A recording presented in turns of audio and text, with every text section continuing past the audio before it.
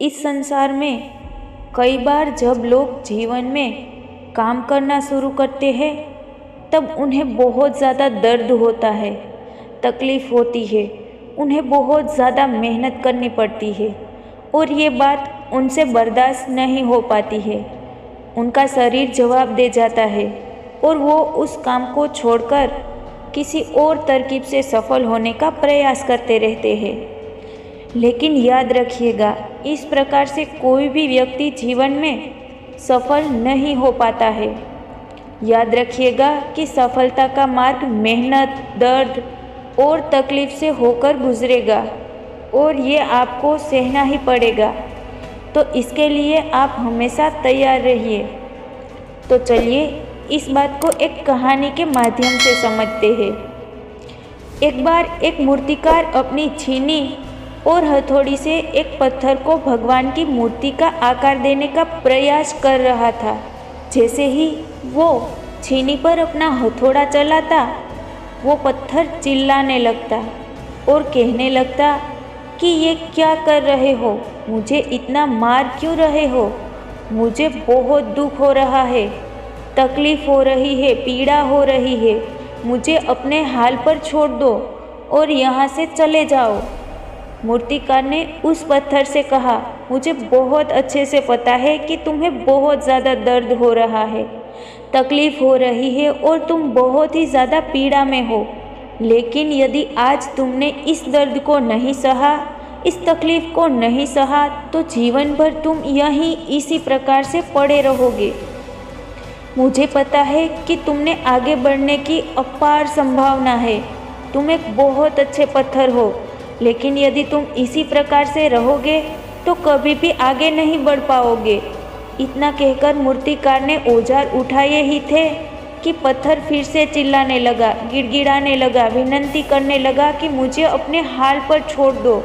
मुझे पता है कि जीवन के लिए कौन सी चीज़ सही है और कौन सी चीज़ गलत है।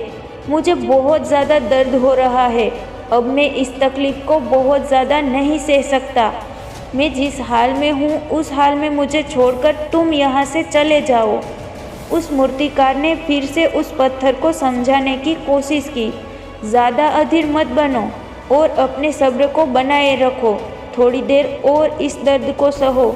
यदि इस दर्द को सह लिया तो मैं भगवान की मूर्ति के रूप में तुम्हारी स्थापना करवाऊँगा और फिर दूर दूर से लोग तुम्हारी पूजा करने के लिए आएंगे और पंडित और लोग तुम्हारी सेवा करेंगे। लेकिन पत्थर ने उस मूर्तिकार की एक भी बात नहीं मानी। वो चिल्लाता रहा और अपनी बात पर अड़ा रहा। मूर्तिकार ने उस पत्थर को समझाने की बहुत कोशिश की, लेकिन वो पत्थर नहीं माना।